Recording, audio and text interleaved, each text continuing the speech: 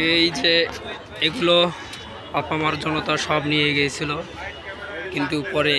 প্রশাসনের পক্ষ থেকে বলা হয় যারা যে জিনিস নিয়ে গেছে সেগুলো যত ফেরত দিয়ে যায়,